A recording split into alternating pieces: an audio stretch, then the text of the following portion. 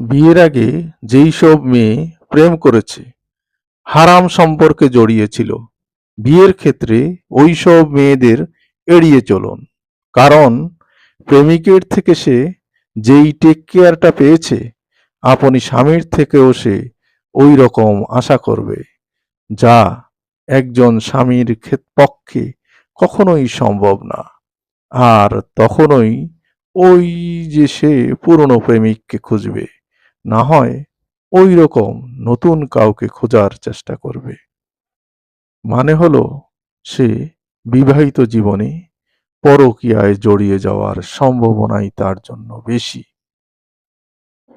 আপনি আমার এই কথার সত্যতা ঢাকা শহর বা বিভাগীয় শহরগুলার পার্কে গেলে বা বাসে চড়লেও দেখতে পাবেন।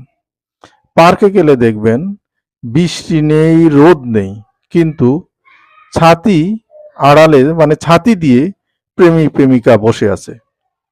মানে হলো এরা ওই ছাতির নিচে খারাপ কিছু করতেছে।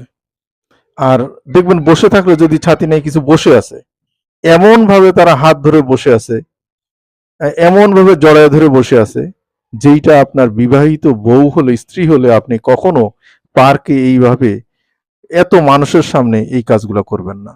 আপনি বাসে বসে থাকলে দেখবেন যে ইয়াং একটা ছেলে মেয়ে যারা প্রেম করে তারা কিভাবে বসে আছে, একজন একজন হাত ধরে বসে আছে, জড়ায় ধরে বসে আছে, মাঝে মধ্যে কিছু কিছু এমন ভাবে বসে আছে, এমন এমন জায়গায় হাত দিয়ে বসে আছে, যেটা আপনি আপনার বৈধ স্ত্রীকে কখনোই আপনি বাসের মধ্যে করবেন না।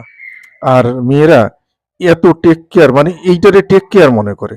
হ্যাঁ, বিয়ের আগে এরা মনে করে এটাই টেক কেয়ার ছিল প্রেমিকের, হাত ধরে ধরে বাস রাস্তা পার করা, বাসে হাঁটা, মানে রাস্তায় হাঁটা, এটাকে টেক কেয়ার মনে করে। হুম।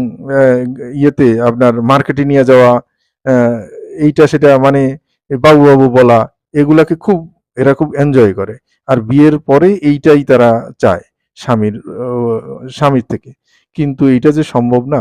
একজন স্বামীর সারাক্ষণ চিন্তা থাকে কিভাবে বাসা ভাড়া দিবে, কিভাবে তাকে ভালো ভালো খাবার কিনে দিবে, কিভাবে তাকে ভালো কাপড় পরাবে, কিভাবে তাকে তার জন্য টাকা জমাবে একজন স্ত্রীর জন্য।